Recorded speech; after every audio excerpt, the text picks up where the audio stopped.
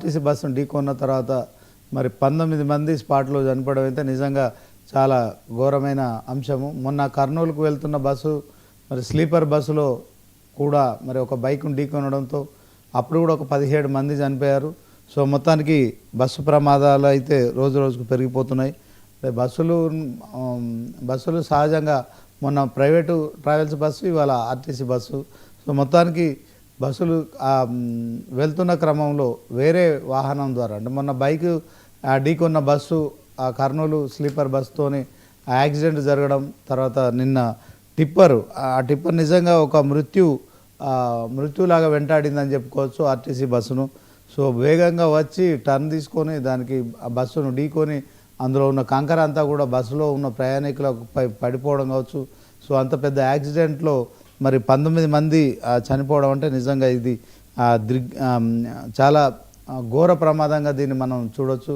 So మొత్తానికి ఆ మృతులకైతే మనం 99 టీవీ వేదికగా కూడా ఖచ్చితంగా వాళ్ళకు నివాళి అర్పిస్తూ వారి కుటుంబాలకు కూడా మరి మన 99 వేదిక నుంచి వాళ్ళకు ఆ ప్రగాఢ సంతాపాన్ని ప్రకటిస్తూ ఇక ఈరోజు బిగ్ డిబేట్లోకి చర్చకు వెళ్తున్నాం.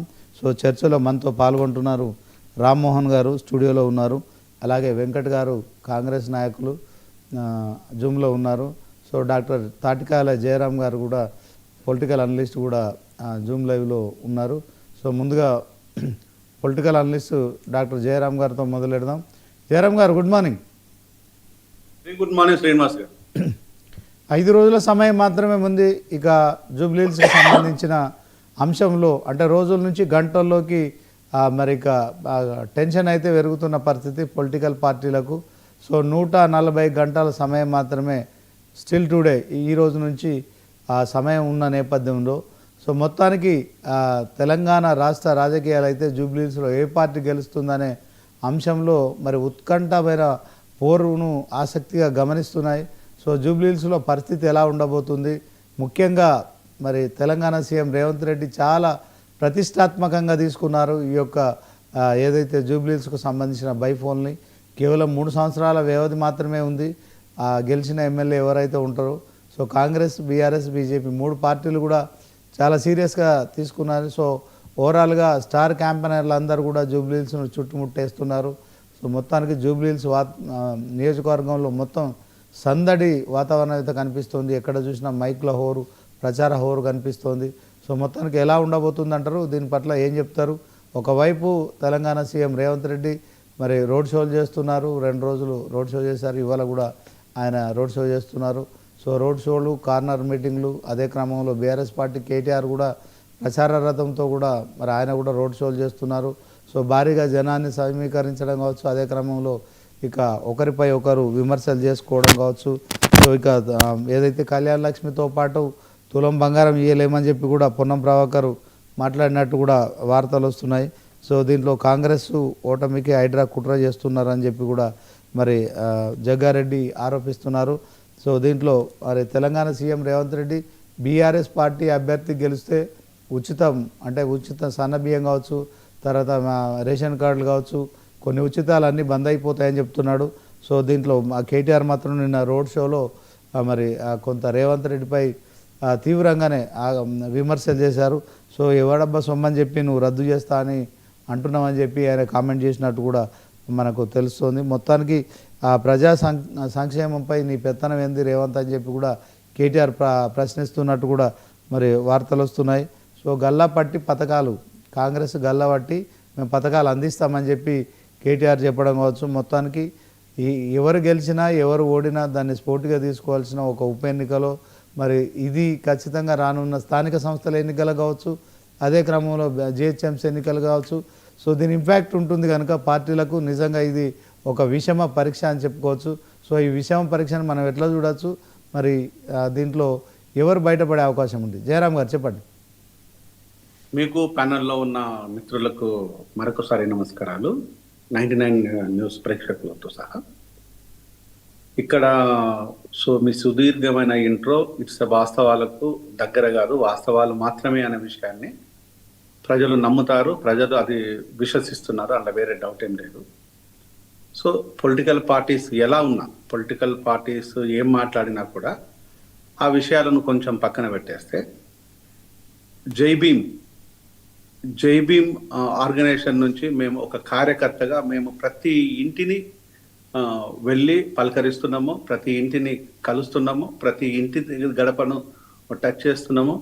ఇక్కడ ఉండే ప్రతి అంశాన్ని ప్రభుత్వం ముందు నేను గత దగ్గర 20 days నుంచి నేను చెప్తూనే ఉన్నాను. అయినా కూడా ప్రభుత్వానికి ఏమాత్రం వినిపిస్తున్న దాఖలాలు అయితే ఏం కనిపించటం లేదు. మేము చెప్పేది ఒకటే, రేవంత్ రెడ్డి కావచ్చు, లేకపోతే కాంగ్రెస్ అయి ఉండొచ్చు, బీఆర్ఎస్ అయి ఉండొచ్చు, కేసీఆర్ ఉండొచ్చు, బీజేపీ ఉండొచ్చు, మోడీ ఉండొచ్చు, ఎవరైనా ఉండొచ్చు కనుక పథకాలను ప్రవేశపెట్టేది మీ ప్రయోజనాల కోసం మాత్రమే తప్పితే ప్రజల ప్రయోజనాల కోసం మాత్రం కాదు. ప్రజా ప్రయోజనాల కోసం కనుక పథకాలను కనుక మీరు ప్రవేశపెట్టినైతే వాటిని ప్రజల ముందుకు తీసుకెళ్లేసి ప్రజలకు అందించాల్సిన బాధ్యత మీరు ఉంది. మీరు మాత్రం దాన్ని ఒక మీడియేటర్ గానే ఉంటారు, రాజకీయ నాయకులు తప్పితే. ఇక్కడ ప్రభుత్వాలదంటే ప్రజలదే పై చేయి.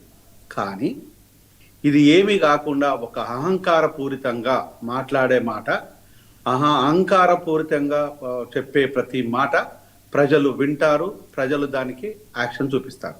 బలిపెక్కిన మాటలు కాంగ్రెస్ మాట్లాడినా కూడా, రేవంత్ మాట్లాడినా కూడా దాన్ని ప్రజలేం సహించరు. నీ బాబ్ జాగీర్ కాదు, నీ జాగీర్ అంతకంటే లేదు. నువ్వు ఎక్కడి నుంచి వచ్చావు, ఎక్కడికి వచ్చావు అంటే ఇది ప్రజల ఉండే ఒక ప్రేమ. ప్రజలు నమ్మిన్లు, ప్రజలు కాంగ్రెస్ నమ్మిన్లు, రేవంత్ నమ్మలేదు. ఇది రేవంత్కి అర్థం కావాలి. కాంగ్రెస్ నమ్మడానికి గల కారణాలు ఏంటంటే 128 సంవత్సరాల చరిత్ర ఉన్న కాంగ్రెస్, ఇది ప్రజా కాంగ్రెస్ అనేది ఎస్సీ ఎస్టీ బీసీ మైనారిటీలను నమ్మేసి ఈరోజు గల్లీలో ఉండే లీడర్ కూడా ఢిల్లీలో వెలుగుతాడనే విషయాన్ని నమ్మి ప్రజలతోనే పనిచేస్తాం. మేమంతా ప్రజలుగా పనిచేస్తాం. కానీ ఇదో రేవంత్ రెడ్డికో, లేకపోతే శ్రీనివాస్ రెడ్డికో, లేకపోతే దామోదర్ రాజనరసింహ, వివేక్ వెంకటస్వామి వీళ్ళ కోసం కాదు చేసింది. ఇది ప్రజల కోసం, ప్రజలుగా మేము కదిలి వచ్చేసాం. సో ఇది ప్రజా ప్రయోజనాల కోసం కాకుండా మీ ప్రయోజనాల కోసం మాత్రమే ఇప్పుడు కాంగ్రెస్ ప్రవర్తిస్తున్నది. అదే మేము ప్రజల ముందుకు ఉన్నాం. ఓటు ఎవరికైనా వేయండి, దొంగలకు వేయొద్దు, చీటర్లకు వేయొద్దు, నరరూప రాక్షసులకు వేయొద్దు, నయవంచకులకు వేయొద్దు అని చెప్తున్నాం. అంతే. అక్కడ ఎవడున్నాడో వాళ్ళకు మాత్రమే చాలా క్లియర్గా అర్థమవుతుంది. అంతే తప్ప ఇది ప్రజా శ్రేయస్ కోసం పనిచేసే వాళ్ళకి వేయండి, ప్రజల కోసం పనిచేసే వాళ్ళకి వేయండి, ప్రజల మధ్యలో ఉండే పనిచేసే వాళ్ళకి వేయండి, ప్రజలకు ఉండే నాయకుడిని తీసుకొని రండి అని చెప్తున్నాం. సో మేము ఏ పార్టీకి ఓటు వేయమని చెప్తలేము, ఏ పార్టీకి ఓటు వేయకూడదని చెప్పట్లేదు. ఇక్కడ ప్రజాస్వామ్యాన్ని గెలిపించాలంటారు, అంతేనా? ప్రజాస్వామ్యాన్ని గెలిపించాలి. మీ ఓటును నిర్భయంగా ఎలాంటి ప్రలోభాలకు లొంగకుండా మీ ఓటును వినియోగించుకోవాలంటారు. పైసలు తీసుకొని వచ్చిన నా కొడుకులను చెప్పు తీసుకొని కొట్టమని చెప్తున్నాం. చేత అయితే తీసుకోమని, పైసలు తీసుకోమని చెప్తలేము రాజకీయ నాయకులుగా. మీరు పైసలు తీసుకొని మా కోటేది, అసలు పైసలు ఇచ్చే నా కొడుకులను చెప్పు తీసుకొని తెగదాకా కొట్టమని చెప్తున్నాం. సిగ్గు రావాలే రాజకీయ నాయకులకు పైసలు వంచడానికి అని చెప్తున్నాం. సో ఇది మాకు ఎలాంటి మోమాటం, ఇబ్బంది ఏమాత్రం లేదు. నెక్స్ట్ ఇంకొక విషయం వచ్చేసి, రేవంత్ రెడ్డి కనుక నీకు దమ్ము ధైర్యం ఉంటే ఒకే ఒక మాట చెప్పి రోట్లు అడుగు. నేను హైడ్రాను ఇలానే కొనసాగిస్తాను, నా హైడ్రా పనితనాన్ని చూసి మాకు ఓటేయమని చెప్పు. ఇంకేం అక్కర్లేదు. నీ తులం బంగారం అడగము, నీ 2 రూపాయల బియ్యం అడగము, మీ ఏం అడగము, నీ విద్య అడగము, నీ వైద్యం అడగము, నువ్వు ఏం అడగము, నువ్వు ఏమి ఇవ్వవు మాకు తెలుసు. నాకు మాత్రం చాలా క్లియర్గా తెలుసు. ప్రజల్లో నేను ఒక్కని తెలిసిందంటే ఇక్కడ 4 కోట్ల మందికి తెలుస్తున్న విషయాన్ని రేవంత్కు తెలియకపోతే నేనేం చేయలేను. సో మాకు తెలుసు నువ్వు ఏం చేయవనే విషయం. నువ్వు చేస్తున్నది, నువ్వు హైడ్రాను అన్నింటికి పెన్సిలిన్ ఇంజెక్షన్ అన్ని రోగాలకు నివారణ అన్నట్టుగా నువ్వు హైడ్రాను చూపించి, ఆ మిషన్ చూపించేసి రంగనాథ్ని ఇంకా ముందు పెట్టుకో. నీకు అవసరం అయితే మాకేం అభ్యంతరం లేదు. రంగనాథ్ ముందు పెట్టుకొని మా ఆఫీసర్, మా తోపు తురుంకాను ఉన్నాడు, ఇల్లు కూలుస్తాము, ఎవరి ఇల్లు కూలుస్తాం అన్న విషయం కూడా చెప్పకు, ఇల్లు కూలుస్తాము అని చెప్పు. హైడ్రాను విశ్వసించి మాకు ఓటేయమని అడుగు. నీకు దమ్ము ధైర్యం ఉంటే, నీ నాయకులకు దమ్ము ధైర్యం ఉంటే, నీ అధికారులకు దమ్ము ధైర్యం ఉంటే ఇంకేం అక్కర్లేదు. ఇది అడిగే దమ్ము నీకు ఎందుకు లేదు? ఉందో లేదో మాకు తెలియదు, ఉందా అని నువ్వు ఉంటే అది చెయ్యి, ఇంకా ఏం అక్కర్లేదు. చెప్పిన ఇంట్రోలో చెప్తున్నది ఏది కూడా ప్రజలు నమ్మటం లేదు, రావటం లేదు, అది మాకు తెలుసు. ఇంకోటి, నిన్న కాక మొన్న చిలక పలుకులు పలికిన రేవంత్ 2 రూపాయల పని కూడా చేయలేదు కాన్స్టిట్యూన్సీ లో. 2 రూపాయల పని అసలు నువ్వు ఎక్కడ చేసినావు పని? ఏడ చేస్తున్నావు? 20 సంవత్సరాలు నేను పదే చెప్తున్నాను, కాంగ్రెస్ నాయకులకు మరి ముఖ్యంగా జనార్దన్ రెడ్డి గారికి ముందు వెనకాల మాత్రమే ఉన్నది. జనార్దన్ రెడ్డి గారి లెగసీని కానీ, జనార్దన్ రెడ్డి గారి ఇంటర్ఫియర్నెస్ కానీ, జనార్దన్ రెడ్డి గారి ప్రజలకు ఉండే విధానం కానీ కాంగ్రెస్ నాయకులు దాన్ని